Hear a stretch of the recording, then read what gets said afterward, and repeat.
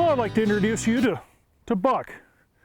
Buck is a direct descendant of those turkeys that were domesticated by the Cherokee and Osage and other tribes back east. In Osage, your kind were referred to as tocada. You know that?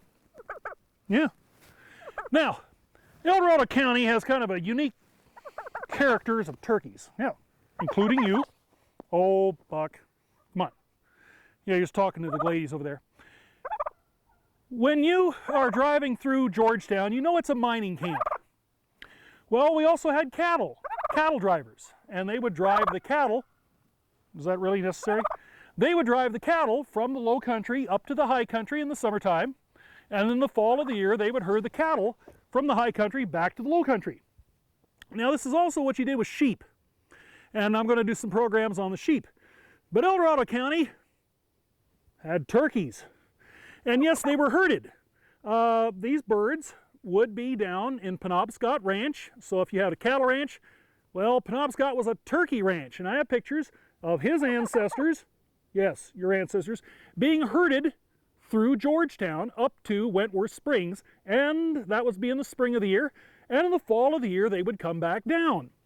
Now, the way you herded turkeys is you would have a mule with a bag of, say, corn, and you drop a little bit at a time. And these guys like corn. Yes, you like corn. That's true.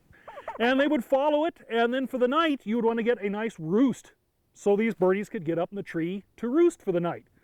Now, that's how you herded them up country, and then you herded them back down country. They like grasshoppers. He likes grasshoppers. You like grasshoppers. And fresh shoots of green grass. That's what they like. They also, of course, likes the corn. Imagine for Thanksgiving, though, getting one of these drumsticks. This is a free-range bird from Hex, so you might need a hacksaw to get that apart. Now, on the other hand, El Dorado County is unique.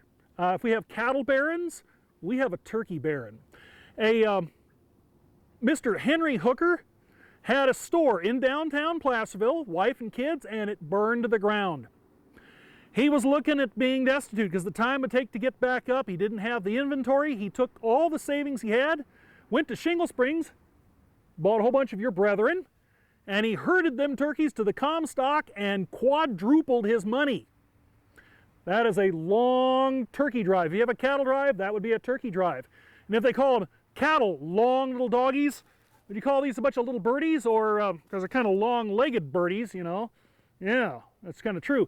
Now the big question comes though, and then he took all his money from herding turkeys and he bought that big ranch in Arizona, became friends with Cochise. So when you see the movie Tombstone and you've got Wyatt Earp and he goes, "This Henry Hooker's place?" He goes, "Yeah, and I'm Hooker." Well, he made his money herding turkeys.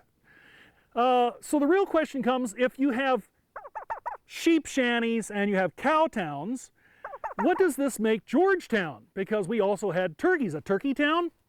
And also, if you call sheep herders, you know, and then you have cow boys, are we in Georgetown technically turkey herders or turkey boys? That's a good question. But yeah, but this is the characters that we had, and as we pointed out, this bird is on the level, we think. And no, they don't come with one leg shorter than the other for getting around the mountain, in which case they'd kind of be stuck to making laps around the mountain. Yeah, that's true. But I figured I would introduce you to Buck, a living descendant of those magnificent birds that really helped make El Dorado County and Georgetown sort of